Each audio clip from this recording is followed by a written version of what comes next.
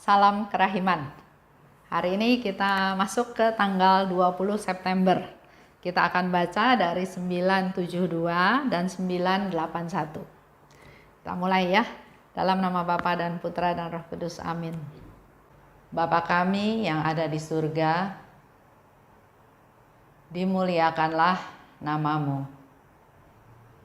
Datanglah kerajaanmu.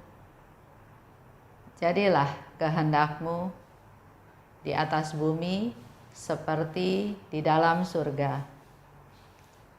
Berilah kami rejeki pada hari ini, dan ampunilah kesalahan kami, seperti kami pun mengampuni yang bersalah kepada kami. Dan janganlah masukkan kami ke dalam pencobaan, tetapi bebaskanlah kami dari yang jahat. Amin. Dalam nama Bapa dan Putra dan Roh Kudus. Amin. 972.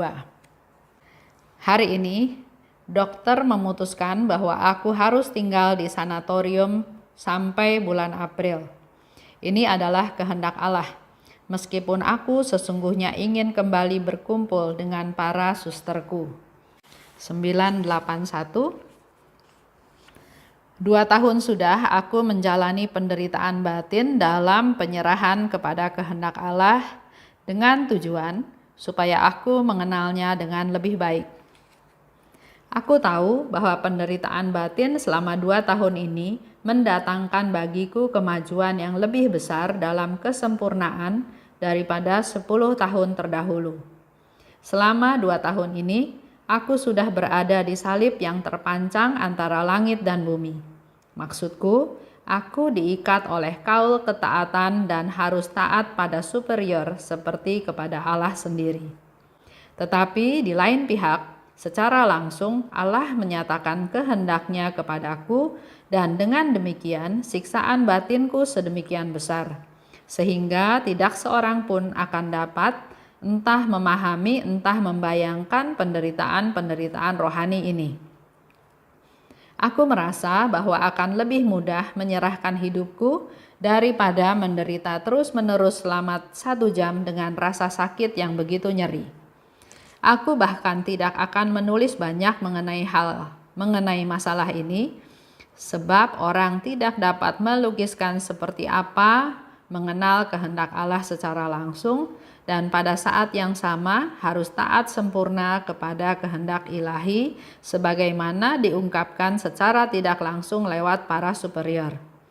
Syukur kepada Allah bahwa Ia telah memberi aku seorang pembimbing rohani.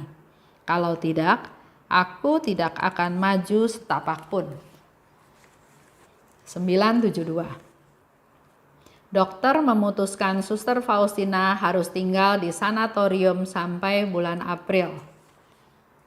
Dan itu dikatakan oleh Suster Faustina itu adalah kehendak Allah. Walaupun dia sebetulnya pengen ada di kongregasi ya, berkumpul dengan suster-suster yang lain. Bagaimana dengan kita? Coba refleksi ke hidup kita ya. Ada orang yang misalnya sakit, sudah harus masuk rumah sakit. Tapi dia masih nawar sama susternya, sama dokternya, saya nggak mau masuk rumah sakit, saya berobat jalan aja, ya. Atau ada yang sudah masuk rumah sakit, bukan dijalanin dengan baik, tapi kerjanya ngomel, marah-marah, makanannya nggak enak, susternya judes, bosen di rumah sakit, sampai kapan saya di rumah sakit, dan seterusnya. Masuk rumah sakit tujuannya kan supaya menjadi lebih baik, supaya disembuhkan ya. Tapi sering kita yang mengalami sakit itu bukan memanfaatkan waktu yang ada dengan baik, tapi malah lebih banyak ngomelnya, keselnya. Jadi nggak heran kalau di rumah sakit jadi lama, jadi nggak sembuh-sembuh ya. Dan yang satu lagi perlu kita renungkan, dikatakan oleh Suster Faustina, inilah kehendak Allah. Pernah juga ada satu kejadian ya, ada seorang ibu, dia melihat lantai itu licin ya, baru dipel, dan di otaknya sudah kepikir, saya harus hati-hati karena itu licin. Dia melakukan tindakan melangkah ke lantai tersebut dan jatuh. Akibatnya harus masuk rumah sakit. Coba kita refleksi. Kalau pikiran kita sudah berpikir bahwa itu licin, kan salah satu solusinya menghindar, jangan ke situ. Atau tunggu sebelum licin. Tapi kalau tetap dilakukan walaupun sudah hati-hati dan tetap jatuh, Suster Faustina bilang, itu Tuhan izinkan terjadi. Itu kehendak Allah. Ya. Lanjut. Dikatakan 2 tahun Suster Faustina menjalani penderitaan batin dalam penyerahan kepada kehendak Allah. Jadi kita juga mendapat contoh untuk berserah pada kehendak Allah itu enggak instan, tapi melalui suatu proses demi proses, sehingga dikatakan oleh Suster Faustina dia butuh waktu 2 tahun untuk masuk ke dalam penyerahan kepada kehendak Allah dengan tujuan supaya aku mengenalnya lebih baik.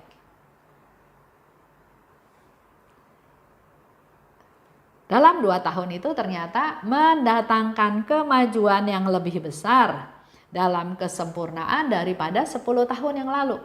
Jadi semuanya ada proses, enggak merata seperti itu, enggak sama ya.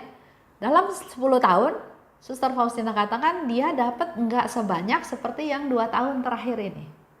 Ya, jadi ada suatu proses. Penderitaan batin, dia mengalami penderitaan batin karena dia diikat oleh kaul ketaatan. Ya, di dalam kongregasi, di dalam biara tersebut ada kaul ketaatan juga. Dan harus taat juga pada para superior. Seperti pada Allah. Allah menyatakan kehendaknya padaku. Jadi kalau saya nangkep cerita ini kayak semacam ada kontradiksi. Allah menyatakan kehendak Allahnya, tapi para superior menentukan hal yang lain. Terjadilah suatu pergumulan penderitaan yang harus dialami oleh Suster Faustina. Di satu pihak dia harus taat pada kaul kekalnya kepada Tuhan. Di saat yang sama dia harus taat pada para superiornya. Itulah yang dialami oleh Suster Faustina, penderitaan batin. Dan begitu besar atau begitu penderitaan yang harus dialami, sampai dikatakan oleh Suster Faustina dia pun nggak bisa menuliskannya. Apa yang dia alami itu dia nggak bisa menuliskan, yang nggak bisa dijabarkan, digambarkan dengan suatu tulisan. Tidak dapat melukiskan seperti apa mengenal kehendak Allah secara langsung. Dan pada saat yang sama dikatakan harus taat sempurna pada kehendak ilahi yang diungkapkan lewat superior. Pergumulan ini nggak bisa dia tuangkan dalam tulisan, ya. Ada keinginan, mungkin ada keinginan yang berbeda atau tujuan yang berbeda, ada penangkapan yang berbeda juga. Contoh yang Suster Faustina alami. Di satu pihak Yesus bilang bikin kongregasi. Dan itu nggak cuma satu kali, terus menerus Tuhan ingatkan.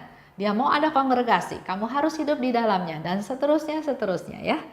Tapi di pihak lain, baik superiornya ataupun bapak pengakuannya bilang, jangan terburu-buru, tunggu dulu, belum waktunya. Jadi nggak satu ya, yang satu disuruh bikin kongregasi, yang satu bilang tunda, jangan buru-buru. Contoh yang lain, Yesus bilang lukislah gambar kerahiman ilahi ini, lukislah seperti yang engkau lihat. Di satu pihak Yesus minta Suster Faustina untuk supaya gambaran itu dilukis. Bahkan dengan jelas Yesus katakan dilukis dengan kuas dan seterusnya. Tapi pada waktu dia bercerita baik kepada suster, kepada bapak pengakuannya, kepada Pastor Sopotsko, nggak langsung diterima, nggak langsung welcome diterima. Dikatakan itu ada di dalam hatimu. Jadi belum tentu yang diminta oleh Yesus itu langsung dilancarkan semuanya lurus gampang aja. Itu salah satu contoh ya. Contoh Kalau itu kan kita tahu ceritanya ya. Tapi kalau di sini Suster Faustina bilang nggak bisa dilukiskan. Jadi ada satu pengalaman yang mungkin dia alami yang nggak bisa dia lukiskan. Itulah penderitaan batin yang dialami oleh Suster Faustina. Balik lagi, di dalam hidup kita juga, kita perlu relasi dengan Tuhan. Untuk supaya benar-benar tahu kehendak Allah. Contoh Suster Faustina diminta untuk bikin kongregasi. Tapi di dalam perjalanan hidupnya, setahun demi setahun melalui segala macam peristiwa, akhirnya Suster Faustina tahu, oh bukan kongregasi baru yang terpisah dari kongregasi yang ada, tapi yang dikehendaki oleh Tuhan adalah komunitas awam, kerasulan awam, gerakan kaum awam untuk menyebarluaskan kerahiman ilahi. Begitu pula dalam hidup kita sehari-hari. Kita baru bisa tahu benar-benar kehendak Allah kalau kita mengikuti kehendak Allah step by step. Nanti makin lama makin ada pencerahan yang Tuhan berikan. Contoh seperti dalam devosi kerahiman juga, pertama-tama Yesus cerita tentang gambar kerahiman. Cerita tentang mau ada pesta kerahiman. Tahun 1935 dia bercerita atau mengajarkan kepada Suster Faustina tentang doa koronka. Tahun 1937 baru Yesus cerita tentang jam kerahiman. Jadi semua ada stepnya, tergantung situasi, tergantung taraf iman, tergantung rencana Tuhan. Tapi yang perlu kita lakukan adalah kita setia melaksanakan kehendaknya step by step. Baik, itu aja hari ini.